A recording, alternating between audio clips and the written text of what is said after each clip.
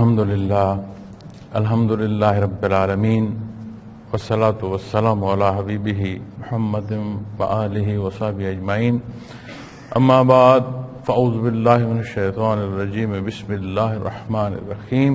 قال اللہ تعالی فی القرآن الکریم والفرقان الحمید، کل من علیہا فان۔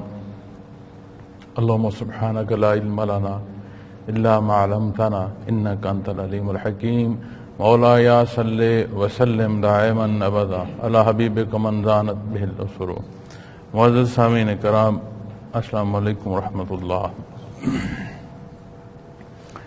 سورہ رحمان سے یہ آیہ کریمہ تلاوت کرنے کی سعادت حاصل ہوئی ہے۔ کل من علیہا فان، جو مخلوق زمین پر ہے سب کو فنا ہونا ہے۔ ہمارا چونکہ سالانہ اجتماع اور اس میں تربیتی پروگرام چل رہا ہے اور اس حوالے سے ہم مراقبات پر بات کر رہے ہیں۔ مراقبہ عبودیت، جب سالک کو سربسجود ہونے کی کیفیت نصیب ہوتی ہے اور اس کیفیت میں محض یہ نہیں ہے کہ روح سجدہ ریز ہے، بلکہ روح کا ایک ایک حصہ اور وہ حصہ ایک ایک وجود پر اثر انداز ہوتا ہے، تو وجود پورے کے اندر جو کیفیت سجدے کی ہے وہ مضبوط ہوتی ہے۔ اور سجدہ مراد ظاہری سجدہ ہی نہیں ہے، سجدے سے مراد جب اس کے حضور پیشانی ٹیک دی اور اس کی عظمت کا اقرار کر لیا، تو سجدے سے مراد یہ ہے کہ پھر ہر عمل جو ہے وہ تولا جائے گا کہ کس عمل میں سالک سربسجود ہے اور کہاں وہ لغزش کر رہا ہے۔ تو سربسجود ہونے سے مراد جب اسے معنی بعید میں لیں گے تو ہر عمل اللہ کریم کے حکم کے تحت اور نبی کریم صلی اللہ علیہ وسلم نے جو حدود بیان فرمائی ہیں ان کے اندر۔ اور ایک ہوتا ہے کسی عمل کے لیے مجبور ہونا،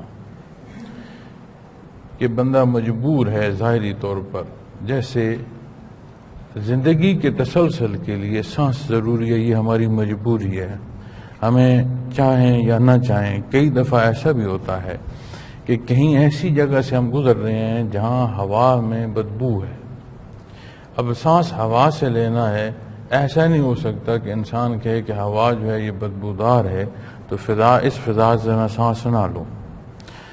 وہ جو بھی بات کہتا رہے، جس طرح بھی محسوس کرتا رہے، سانس لیتا ہے، کیونکہ اسی ہوا سے، اسی فضا میں سے اس نے اپنے حصے کی آکسیجن لینی ہے، یہ مجبوری ہے۔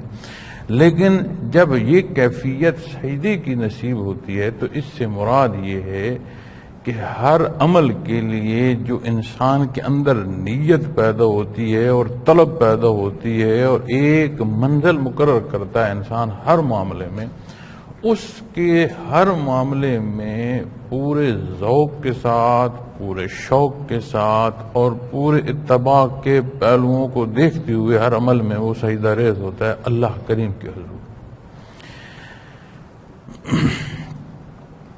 جب وہ سجدہ ریز ہوتا ہے تو پھر اللہ کریم ایک مزید حصہ جو سالک کو بحیثیت سالک عطا ہوتا ہے، اس سے اگلا مراقبہ ہے فنا فی اللہ، کہ اللہ کریم کی ذات میں فنا ہو جانا۔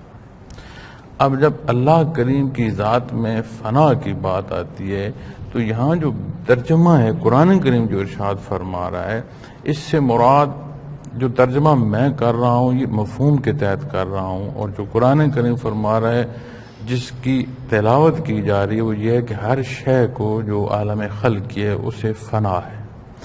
اب ہم فنا کے معنوں کو جب دیکھتے ہیں تو فنا میں ہم یہ سمجھتے ہیں کہ جیسے کوئی عمارت ہو، مکان ہو کوئی، تو وہ گر گیا، یعنی جی فنائی آئی، فنا ہو گیا، گر گیا۔ لیکن جب وہ مکان گرتا ہے تو اس کا ملبہ وہیں رہ جاتا ہے، بے شک وہ دیواریں ٹوٹ گئی ہوں، اس کے اندر جو لوہا استعمال ہوا ہے وہ دورہ ہو گیا ہو، جو صورت بھی ہو اس صورت کے بقایا جات موجود ہوتے ہیں۔ اسی طرح کسی اور شے کی آپ مثال لے لیں، کوئی چیز جل جاتی ہے تو اس کا وجود نہیں رہتا، لیکن راکھ کی صورت میں نشانی ضرور پھر بھی رہ جاتی ہے۔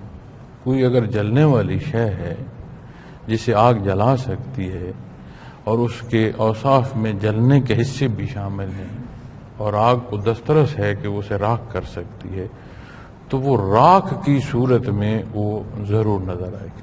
اسی طرح بڑی بڑی سلطنتیں دنیا میں گزری ہیں، بادشاہیاں گزری ہیں، چاہے جائے کہ اسلام ہر ایک کو ایک درجے کی حکمرانی کا بیان فرماتا ہے، چاہے وہ بادشاہ جو ملکوں پر حکومت کر رہے ہیں، چاہے وہاں سے نیچے آئیں کم لوگوں پر جنہیں اختیار ہے، چاہے اپنے عزیزداری پر کسی کو اختیار ہے، چاہے خاندان پر اختیار ہے، گھر پر اختیار ہے، کسی کا کہیں اختیار نہیں ہے تو اس کا اپنے وجود پر اختیار۔ تو ایک حد کی ہر ایک کے پاس رعایا موجود ہے جس پر اس کی بات کا اثر آ رہا ہے اور وہ اس پر عمل کر رہا ہے۔ لیکن جو موضوع ہے وہ جو جس پر بات کر رہے تھے وہ یہ ہے کہ اگر کوئی سلطنت بڑی شان و شوکت والی بھی مفتوح ہو جائے اور وہاں کوئی اور فتح کر لے اور وہ حکومت ٹوٹ جائے، قوم مغلوب ہو جائے، تو یہ کہا جاتا ہے عمومی طور پر جی حکومت فنا ہو گئی، جی حکمرانی فنا ہو گئی، جی ان کی تو ساری طاقت ختم ہو، یہ ختم ہو گئی۔ اس ختم کے باوجود وہاں کے جو افراد ہیں یا مخلوق ہے وہ ہوتی ہے مفتوح کی صورت میں نظر آ سکتی ہے، انتہائی بدترین حالات ہو جائیں تو وہ مغلوب ہو کر ایک غلام کی صورت میں نظر آ سکتے، لیکن وہ لوگ بھی موجود ہوں گے، وہ خطہ زمین بھی موجود ہوں۔ قرآن کریم جب لفظ فان بیان فرماتا ہے تو فان کے تحت جو ترجمہ اس تسلسل میں آئے گا اور جو فان کا حقیقی معنی بیان حصہ کرتا ہے وہ یہ ہے کہ جیسے کسی شے کو آگ جلائے تو اس کی راکھ بچتی ہے، یہاں راکھ بھی نہیں ہوتی۔ یعنی یہ جو مخلوق ہے یہ اپنا وجود اس طرح کھو دے گی کہ اس کی اصل بھی جو ہے وہ سامنے نظر نہیں رہے گی۔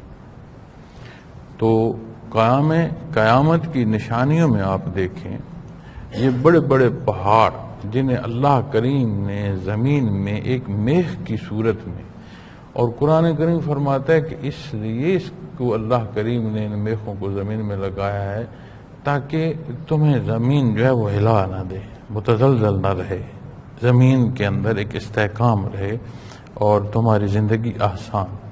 جب قرآن کریم فرماتا ہے کہ یہ روئی کی طرح دھنکے جائیں گے، پہاڑ ریشہ ریشہ ہو جائیں، ایک لحظے کو سوچیں تو صحیح کہ پہاڑ کتنے مضبوط، کتنی بلند چوٹیاں، ان کو جب کسی بھی ضمن میں کھودنا پڑتا ہے تو کتنے بارود اور کتنی مشینریاں لگتی ہیں، تو تب جا کر بمشکل کو ٹنل یا کو اس کے اندر بندہ جانے کا رستہ بناتا ہے۔ کتنی قسم کی اس کے اندر سے خزانے نصیب ہوتے ہیں، ایک نظام ہے اس کے اندر۔ آپ شمالی علاقوں میں اور پہاڑی علاقوں میں چلے جائیں جہاں برف ہوتی ہے تو سردیوں میں تو برف برستی ہے، وہاں پر گرتی رہتی ہے، لیکن اسی پہاڑ میں وہ جذب ہو کر وہیں سے چشمے پھوٹ رہے ہوتے ہیں جو نئی حیات کا سبب بن رہے ہیں۔ ایک حیات کا تسلسل ہے ان میں، اور حجم کتنا بڑا ہے۔ اب روئی جب دھنکی جاتی ہے تو اس میں اصل روئی تو پھر بھی نیچے رہتی ہے، جو اس کے ریشے ہوتے ہیں نا وہ اتنے باریک ہو کر اڑ رہے ہوتے ہیں کہ ظاہراً سمجھ نہیں آتی، تھوڑی دیر بعد محسوس ہوتا ہے کہ سانس کے ساتھ بھی یہ جو منہ کا حصہ ہے جتنا سانس لیتا رہوں یہاں پر بھی وہ سفیدی جم گئی، بظاہر سمجھ نہیں آ رہی، اس طرح اس کی حالت ہو جاتی۔ تو جب انہی پہاڑوں کو آپ دیکھیں گے کہ قیامت کے دن یہ روئی کے گالوں کی طرح اڑ رہے ہوں گے تو پھر اصل کہاں رہی اس کی؟ زمین کا کوئی حصہ ایسا نہیں جس میں نشیب ہو، کوئی ایسا حصہ نہیں جس میں اس کی صورت بدل جائے گی، چاند ستارے اپنی حقیقتیں کھو دیں گے۔ تو جب یہاں فرمایا گیا ہے نا کہ کل من علیہا فان، تو جو کچھ زمین میں یعنی مخلوق کی بات ہو رہی ہے، عالم خلق کی بات ہو رہی ہے، سب کو فنا ہے، اور جو فنا ہے وہ ایسی ہے کہ وہ بالکل اصل تک ختم کر دے گی۔ کسے دوبارہ ہونا ہے، کس نے سوال و جواب میں پیش ہونا ہے، کیا کیا حکم ہے، یہ اللہ کریم کے دست قدرت میں ہے، اور وہ اصول و ضوابط بھی قرآن و احادیث میں موجود ہیں۔ تو یہاں جب اس مراقبے کی بات آئے گی تو سالک جب سجدے سے اٹھتا ہے تو یہ کیفیت اسے اس کے سامنے آ جاتی ہے کہ جہاں تو سربسجود ہے، اس کے علاوہ ہے کچھ نہیں۔ اب یہاں سے جب تو سر اٹھا رہا ہے تو پھر جو کچھ امتحان گاہ میں ہے اس کی حقیقت بھی جان لے کہ کسی شے کی کوئی حقیقت نہیں ہے، ہر شے کو فنا ہونا ہے۔ پھر اس کی کیفیت میں مختلف، جیسے اکثر عرض کر رہا ہوں کہ ہر سالک کی کیفیت اپنی ہے، چونکہ کس درد سے، کس محبت سے، کس شوق سے، کس محنت سے، کتنا اس پر اللہ کا کرم، بے شمار پہلو ہیں۔ تو اس لیے کیفیت جو ہر ایک کی اپنی ہے، ایک اصول کے تحت ہے، لیکن ہے ہر ایک کی اپنی۔ تو فنا بقا پر جب بات آتی ہے تو اس میں بعض صوفیاء کے نزدیک تاریخ تصوف میں یہ بھی سمجھا گیا ہے کہ فنا بقا تصوف کی آخر ہے، یہ آخری منازل ہے فنا بقا کی، کہ جب بندہ اس پر پہنچ گیا کہ ہے کچھ نہیں سوائے اللہ کے، تو ایمانی حصوں میں بھی وہ مضبوط ہو گیا، اور روحانی جو قرب کی منازل ہیں اس کی اصل کو پا گیا۔ تو اللہ کریم ہمارے ان بزرگوں کو، ان مشائخ کے درجات بلند فرمائے، جو ہمیں یہ آشنائی دینے کا اللہ کریم نے سبب بنائے کہ ابھی تو شروعات ہیں، ابھی تو اپنی نفی کر رہا ہے، تو تیرے نہ ہونے کی بات ہو رہی ہے، جب ہونے کی بات آئے گی تو اللہ کریم کی ہے، اور اس کا ہونا پھر لامحدود ہے۔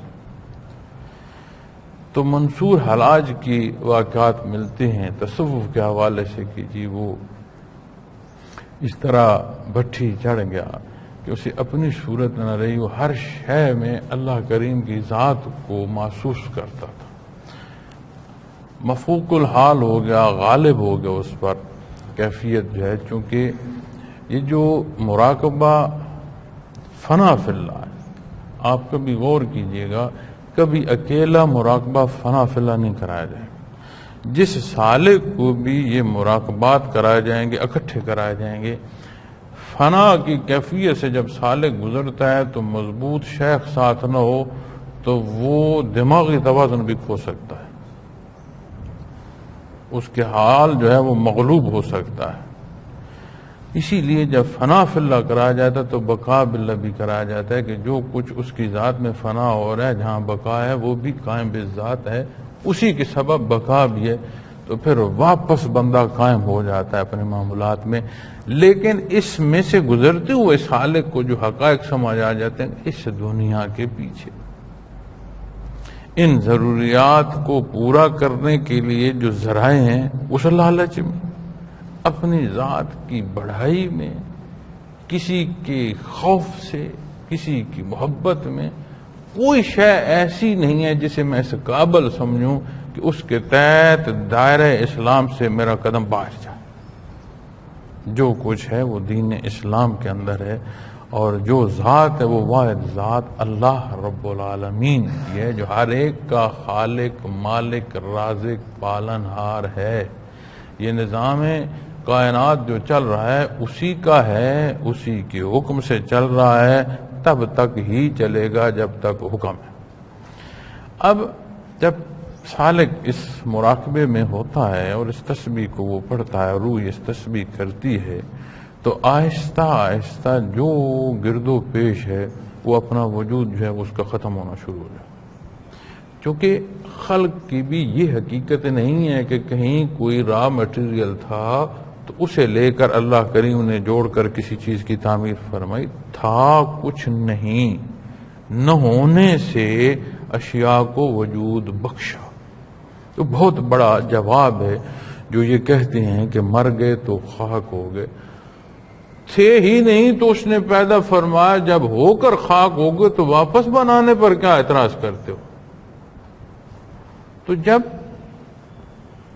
اس حقیقت سے آشنائی نصیب ہوتی ہے کہ آہستہ آہستہ یہ وجود ختم ہونا شروع ہو جاتے ہیں، خلق کے حصے جہاں تک سالک کی کیفیت جا رہی ہوتی ہے وہ محسوس کرتا ہے گرد و پیش سے۔ اب اس کی وسعت کتنی ہے یہ ایک الگ بات ہے، اس کو اس عالم خلق جو انتہا ہے وہاں سے اس کی فنا ہونا محسوس ہونا شروع ہوتا ہے، یا کسی کو اتنا توجہ ہے کہ وہ اپنے گرد سے فنا ہونا محسوس کرتا ہے چیزوں کو، لیکن آہستہ آہستہ گرد و پیش سے ایسی چیزیں سمٹتی آتی ہیں، ہر ایک شے جو ہے وہ فنا ہوتی جاتی ہے، اس کا وجود ہی ختم ہو جاتا ہے۔ ایسا نہیں ہے کہ کوئی وہاں دھماکے ہو رہے ہیں، وہ زائل ہو جاتی ہے۔ جیسے فضا میں دھواں اٹھتا ہے نا، تو نظر تو آیا کہ دھواں ہے، تھوڑی دیر بعد سمجھ نہیں آتی کہ دھواں کہاں گیا، اسی فضا میں ختم ہو جاتا ہے، اپنا اثر اپنا وجود کھو دیتا۔ اسی طرح آہستہ آہستہ جو گرد و پیش ہے، جو کچھ جہاں تک اس کی نظر سالک کی ہے یا جہاں تک کی محسوسات وہ لے رہا ہے، ایسے ہر چیز ختم ہونا شروع ہو جاتی ہے، اور ایک ہی تسبیح جو ہے وہ سالک کر رہا ہوتا ہے، کلو من علیہا فان۔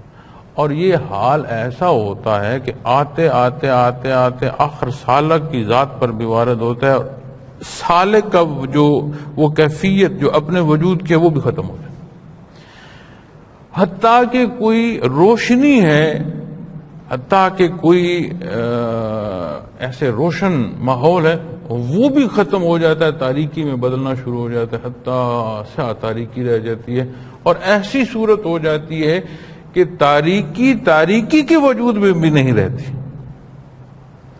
تو جب وہ بات یہ تسبیح کرتا جاتا ہے تو اس سے بڑا واضح ہو جاتا ہے کہ جہاں تجھے سجدہ نصیب ہوا مقام عبودیت میں، اس سے اٹھ کر پیچھے دیکھے گا تو کچھ ہے نہیں۔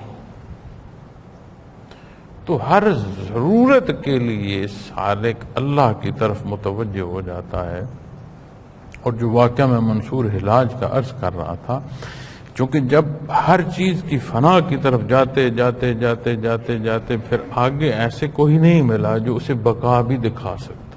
فنا تو ہے، ہر چیز کو فنا ہونا ہے، لیکن جب بات اللہ کریم کی ذات کی طرف جڑ جاتی ہے تو پھر یہ بھی سمجھ آ جاتی ہے کہ جو ہے یہ اس کے کرم اور احسان سے ہے، تو اس کے کرم اور احسان کے اور اس ہونے میں بندہ خود داخل ہو جاتا ہے، تو پھر زندگی کا تسلسل بھی اس طرح سمجھ آ جاتا ہے جیسے پانی میں کوئی کشتی تیر رہی ہو۔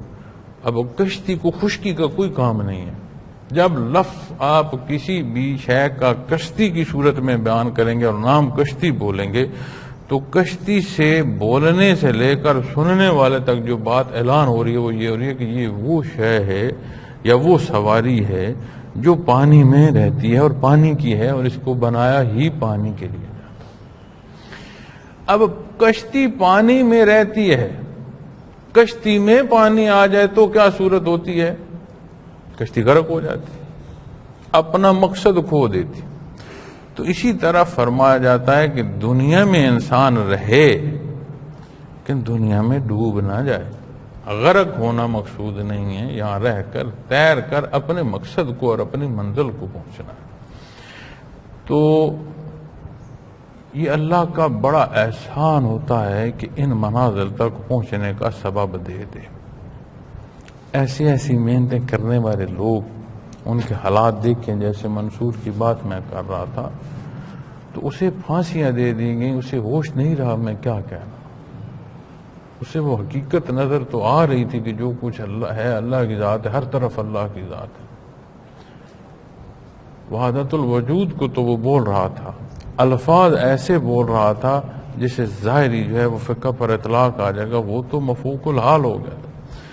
بڑے حضرت رحمۃ اللہ تعالی علیہ فرمایا کرتے تھے کہ اگر میرے زمانے میں ہوتا تو میں اسے بڑے دور منازل تک لے جاتا۔ اس کا سبب یہ بنا کہ اسے کوئی شیخ ایسا نہیں ملا جو فنا فی اللہ سے نکال کر اسے بقا باللہ سے آشنا کر دیتا، تو بڑے دور اس کے منازل جاتا۔ اور ایک بات ہر مراقبے کے حوالے سے جو ضروری ہے سمجھنا، نام اور کیفیات تو بدل رہی ہیں، اصول ایک ہی کی تحت بات جا رہی ہے کہ ہر اگلا مراقبہ جو ہے وہ سالک کو اور اخلاص عطا ہونے کا سبب بن رہا ہے، اور نشانی جو ہے وہ اعمال ظاہری ہے، کتنی نیت سے بندہ عمل کر رہا ہے، کتنا صالح عمل کر رہا ہے، اس کا مقصد کیا ہے، وہ چاہتا کیا ہے۔ اور یہ نہیں ہو سکتا جب ہم اپنے معمولات میں جا رہے ہوتے ہیں تو کسی کو یہ نہ پتہ ہو کہ میں غلط کہاں۔ قرآن کریم میں جہاں مثالیں ایسی ملتی ہیں، انا ربکم الاعلی تک، نعوذ باللہ مخلوق نے کہا، اللہ معاف فرمائے کہ ہم ایسی انا سے محفوظ رہیں، انہوں نے بھی مانا اسی دنیا میں جب حضرت موسیٰ علیہ السلام نے فرعون کو کہا کہ اگر تو اللہ کو مان لے تو 3 چیزیں تجھے انعام میں نصیب ہوگی۔ ایک، تیری بادشاہی رہے گی جب تک تو ہے، اسے کوئی نہیں چھینے گا، اصول جو اسلام کے ہیں وہ ان کے تحت۔ تیری جو عمر ہے یہ رہے گی جب تک تو تیری زندگی ہے، تیری عمر ڈھلے گی نہیں۔ اور تیسرا بات انہوں نے فرمایا، قیامت کے دن تجھے ہاتھ سے پکڑ کر جنت میں لے جاؤں گا اللہ کے کرم سے۔ تو یہ ظلم نہ ڈھا، ہل گیا، ایک دفعہ ہل گیا، گھر جا کر بات کی تو بی بی صاحبہ نے کہا کہ اور تجھے کیا چاہیے، بادشاہی بھی تیرے پاس، جوانی بھی تیرے پاس، جو اس عمر میں ہے اسی تک رہے گا، ضعیفی کی صورت میں نہیں، آخرت میں بھی بخشش مل رہی ہے، تو اور کیا۔ کہ نہیں، ایک دفعہ تو میں حامان سے مشورہ ضرور کروں گا، جو اس کا وزیر تھا۔ قرآن کریم میں اس بدبخت کا بھی اس کے ساتھ ذکر آیا۔ جب حامان کے پاس گیا تو اس نے کہا، حضور یہ میری تلوار لے لیں، میری گردن اڑا دیں، اس سے پہلے ہم آپ کے غلام قبطی، ہمارے غلام، اور آپ ہمارے غلاموں کے آگے جا کر غلام ہوں گے، یہ صورت میں نہیں دیکھ سکتا، میری گردن اڑا دیں۔ پھر کر گیا۔ اب اس صورت میں دیکھیں کہ جب وہ متزلزل ہوا، حقیقت وہ سمجھ گیا کہ یہ بات تو نہیں ہے جس صورت کو میں بیان کر رہا ہوں۔ حامان سے بات کی، اس نے اس کی وہ نبض جو تکبر کی تھی اس کو چھیڑا۔ تکبر تو تھا، اتنی بادشاہی، اس وقت کی وہ طاقت جسے کوئی دنیا کی طاقت زیر نہیں کر پا رہی تھی، اجداد سے آ رہی تھی، نسلاً بعد نسل کتنی نسلیں ہو گئی تھیں اسی حکمرانی میں اور اسی طاقت میں، ہر آنے والا دن بڑھ رہا تھا۔ آپ غور کریں کہ آج بے شمار نظام ہیں اور بے شمار مشینری ہے، اس کے باوجود یک لحظہ بے حساب تعداد میں افواج کا جمع کرنا مشکل ہو جاتا ہے۔ اور آپ غور کریں کہ حضرت موسیٰ علیہ السلام قوم کو لے کر جب نکلے تو صبح جب وہ دریا کنارے پہنچ رہے تھے، سمندر کنارے پہنچ رہے تھے، تو پیچھے فرعون بے شمار جو اس کی مسلح افواج ہے لیس پہنچ چکا تھا۔ اتنا نظم و نسق اس کے ملکی نظام میں پیدا ہو چکا تھا کہ کسی کام اور کسی عمل کے لیے فوراً چیزیں تیار ملتی تھی۔ کیسے کیسے انہوں نے جیومیٹری کے فارمولے بنائے کہ ایک پتھروں کا ڈھیر ہے، اس کے اندر مردہ رکھ دیں، اس کا وجود خراب نہیں ہوتا۔ حنوط کرتے تھے تو کیسے کرتے تھے؟ کیا اسی ہوا کو، اسی روشنی کو، اسی سورج کی کرن کو کہاں، کتنا، کس زاویے سے استعمال کیا جائے تو یہ وجود جو ہے یہ خراب نہیں ہوگا۔ تو یہ وہ حصے تھے جو دنیا میں علم کے ہیں، یہ غیب کی طاقت کی بات نہیں ہے۔ اس جیومیٹری کے مطابق آج بھی اگر کوئی ہوا کا نظام ایسا بنائے گا، تو یہ تو آپ اگر لاہور شاہی مسجد میں چلے جائیں تو یہاں بھی آپ کو اس کا ایک تجربہ یہ مل جائے گا کہ اس کی جو مرکزی عمارت ہے اس کی تعمیر ایسی ہے کہ اتنی آواز جس میں ابھی بات کر رہا ہوں، اتنی آواز بھی کسی ایک کونے میں کھڑے ہو کر بات کریں تو دوسرے کونے تک اس کی آواز چلی جاتی، اس کی تعمیر میں ایسی صورت ہے کہ وہ آواز کو اور بڑھوتی دیتی ہے. یہ سپیکر اور یہ نظام تو نہیں تھا. امام صاحب جب بھی تکبیر یا جو تلاوت کا فرما رہے ہوتے تھے تو وہ سب جو نمازی تھے، مقتدی تھے، یا جو بیان ہو رہا تھا، سب سامعین تک وہ بات آسانی سے پہنچ جاتی. تو اتنی ساری اس ترقی میں وہ بھی تھے. اندر بوجھتا تھا، خود تو انسان ہے نا، جانتے تو تھے، سارے کے سارے جانتے. تو جو بدبختی بندہ کرتا ہے وہ اپنی انا، اپنی بڑھائی اور اپنی شان میں کر رہا ہوتا ہے، حقیقت ضرور جانتا ہے. اسی طرح یہ جتنے مراقبات ہیں یہ بندے کو خود شناسائی دیتے ہیں. اور جب خود شناسائی نصیب ہو اور اسلام ایک ایک عمل پر رہنمائی فرما رہا ہے تو پھر دارالعمل یہی ہے جس میں میری صبح اور شام ہو رہی ہے، اور کب تک ہو رہی ہے یہ بھی نہیں معلوم. صبح ہوئی ہے تو شام ہوگی کہ نہیں ہوگی، شام ہوئی ہے تو صبح ہوگی کہ نہیں، یہ بھی نہیں معلوم. تو پھر یہ جو مراقبات کی بلندیاں ہیں ان کا ظاہر ہونا معمولات ہی میں بنتا ہے اور معمولات ہی میں ہوتا ہے. اسی لیے حضرت جی رحمۃ اللہ تعالی علیہ اکثر فرمایا کرتے تھے مراقبات کے ناموں کی بات نہ کیا کرو کہ جی فلاں مراقبات ہیں میرے.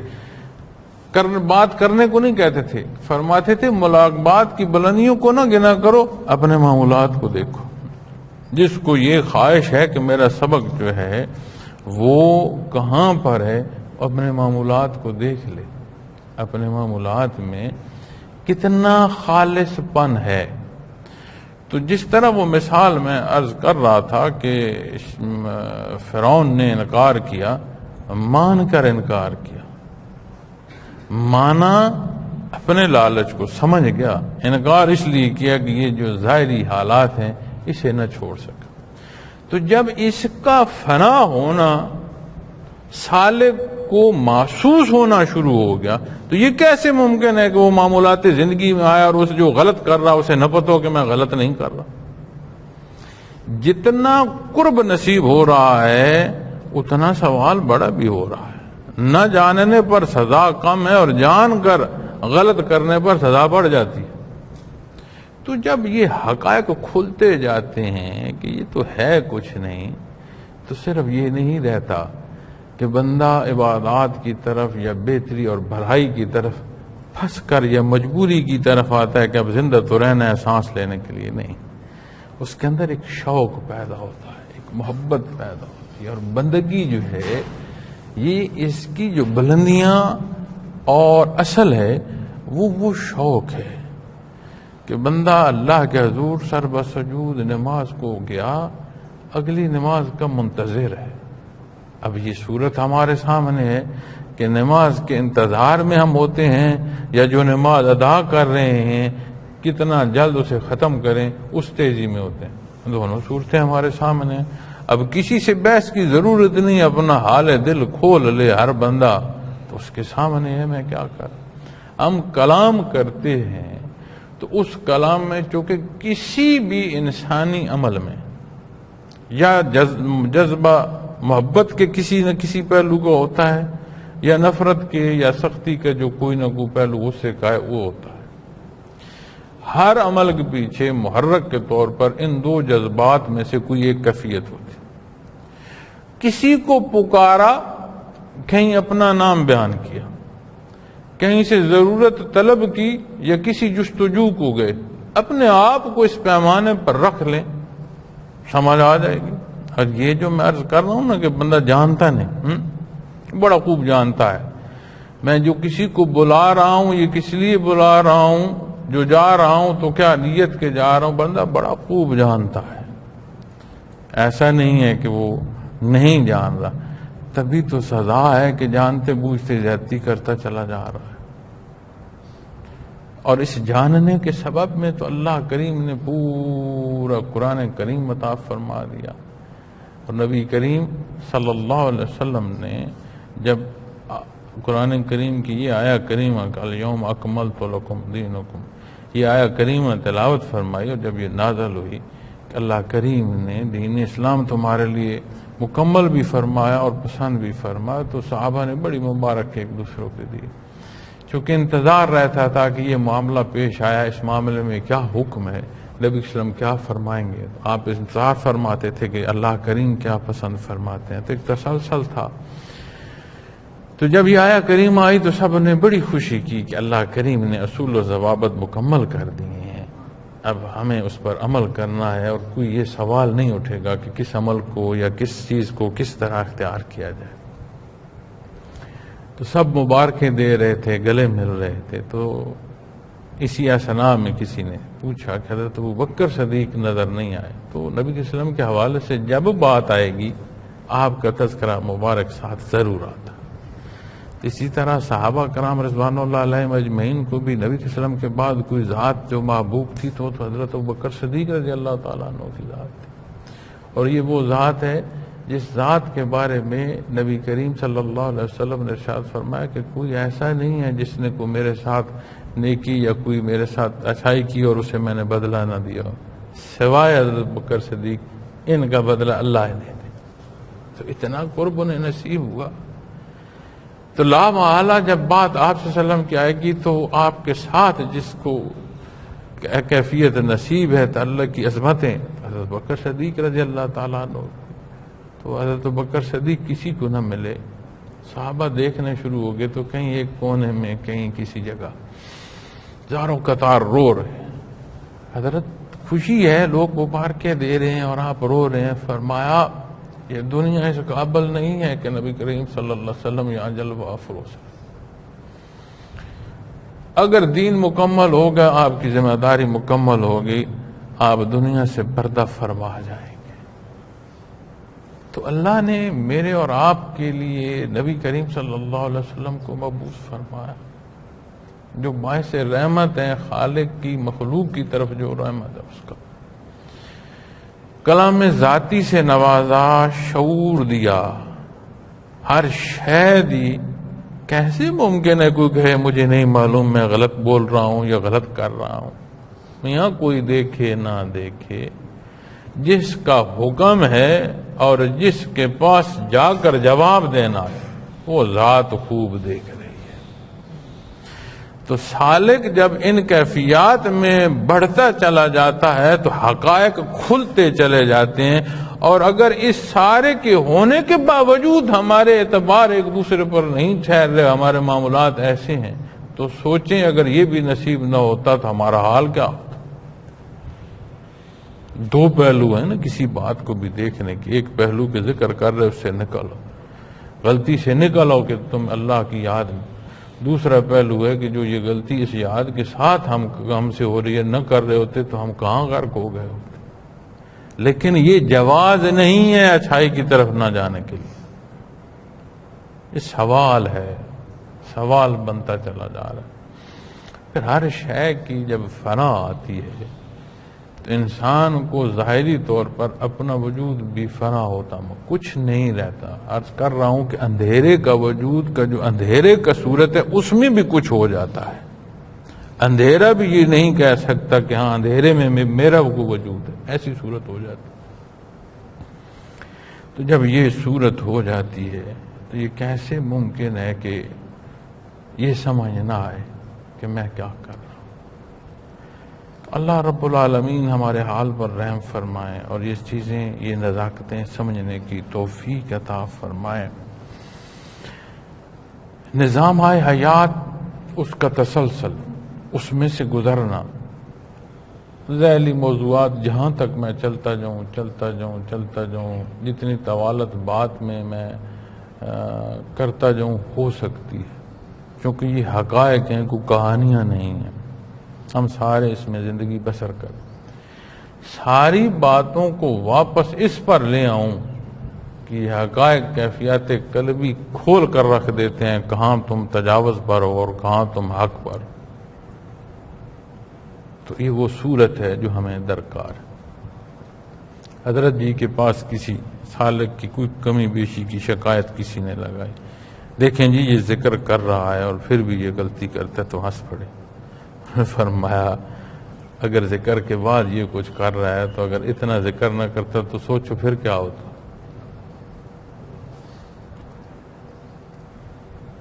لیکن جیسے میں نے عرض کیا یہ جواز نہیں کہ جی خیر ہے کمزور اور بھی ہو جاتے ہیں، یہ کوئی جواز.